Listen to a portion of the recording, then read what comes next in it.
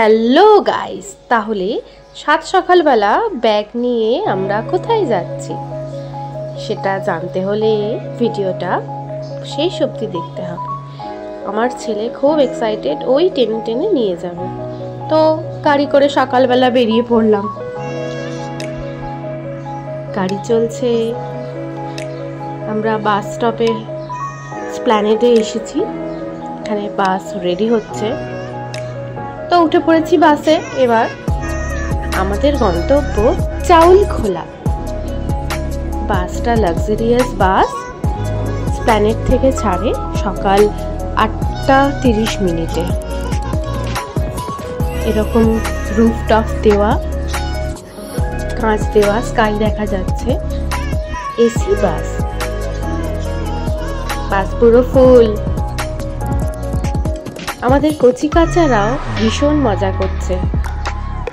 অন্য যাত্রীদের এবং বাস ভর্তি অনেক কচিকাচা ছিল। সবাই মিলে হই হুল্লোড় করে সবারই গন্তব্য নয় দীঘা নয় মন্দারমণি।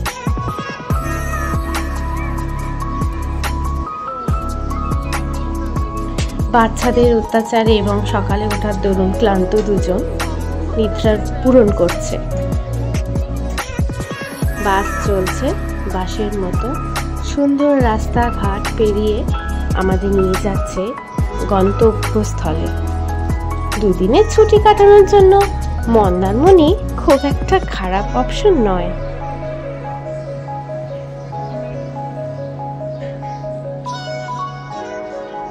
বাসের ভেতরও রোদ পড়েছে এবং তার সাথে চলছে নিজশ্রী তোলা, সেলফি। একটু ফ্রেশ হওয়ার জন্য বাস দাঁড়িয়েছিল, চা ফা খাওয়া হলো। তো পৌঁছে গেলাম আমরা চাউলখোলা। নেমে একটু চা ফা খেয়ে বাচ্চারা একটু রং ফং কিনলো।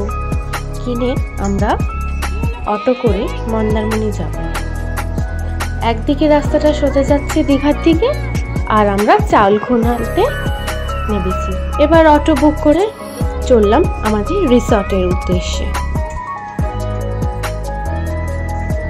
চারিদিকে শুধু সবুজ আর সবুজ, আর সমুদ্রের ঠান্ডা হাওয়া কিন্তু এখন থেকেই পাচ্ছি।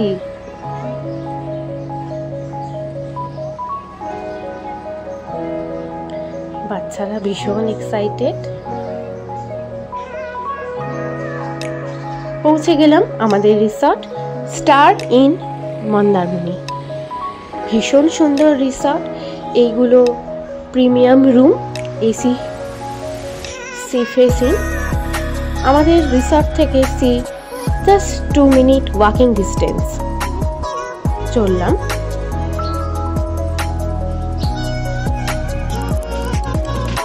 এই দিকটায় রিসেপশনে ফর্মালিটিস পূরণ করতে চলে গেছে, এবং সামনে আমাদের রিসর্ট। ঢুকতেই একটি বিল্ডিং, সেখানে প্রিমিয়াম রুমগুলো আছে। সেটি পেরিয়ে একটি লনে আছে, দেখুন এর মধ্যে বন্ধুও পেয়ে গেছে ওরা। সুইমিং পুল আর বাচ্চাদের প্লে এরিয়া। ওরা তো এখন থেকেই সমুদ্রে নামবে বলে রেডি। আই এম সরি, পুলে। দেখুন এগুলো প্রিমিয়াম রুম।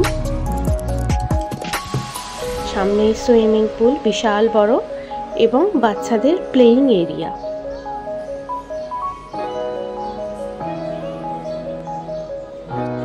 আমরা কটেজ নিয়েছিলাম।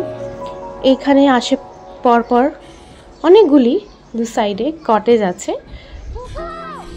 একটি রুম এবং ব্যালকনি এবং আপনার প্রাইভেট গার্ডেন, পরপর সব কটেজ আছে। চলুন কটেজের রুমটা দেখা যাক। এখন ওদের একটু রিনোভেশনের কাজ চলছে, কালার ফালার হচ্ছে ঘরে একটু, তাই টিভি নেই। নাহলে প্রতিটি রুমে টিভি থাকে। এসি কটেজ বুক করেছিলাম আমরা। এটা প্রাইভেট গার্ডেন আপনার কটেজে।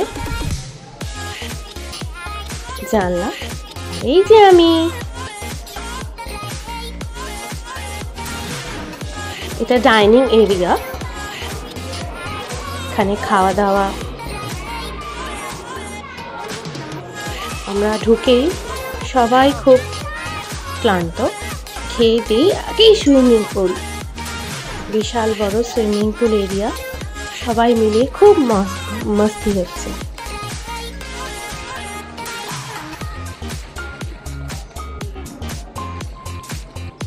কচি কাঁচা আগেই নেমে পড়েছে মজা করতে।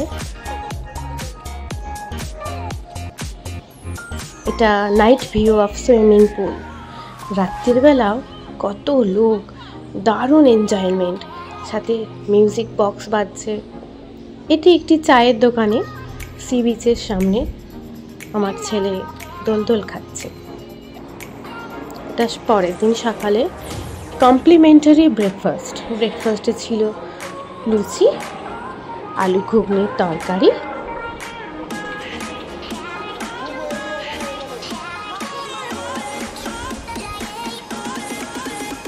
আর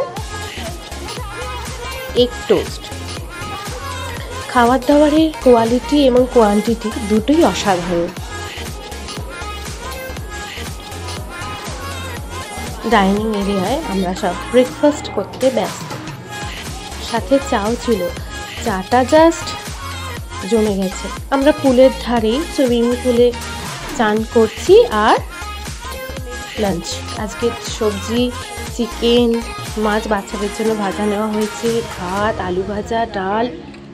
সুইমিং পুলের সামনেই আপনারা সিটিং অ্যারেঞ্জমেন্ট করতে পারেন।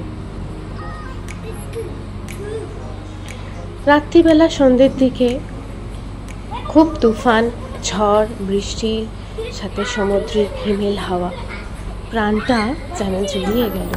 কচি কাঁচাদের তাতেও মজা।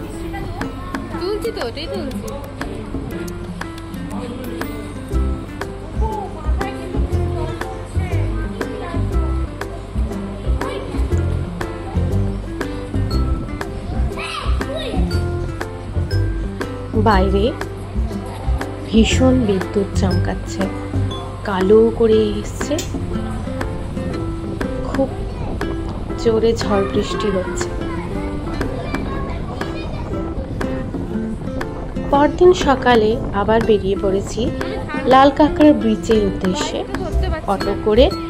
মাত্র 20 মিনিট আমাদের রিসর্ট থেকে পৌঁছে গেছি বিচে।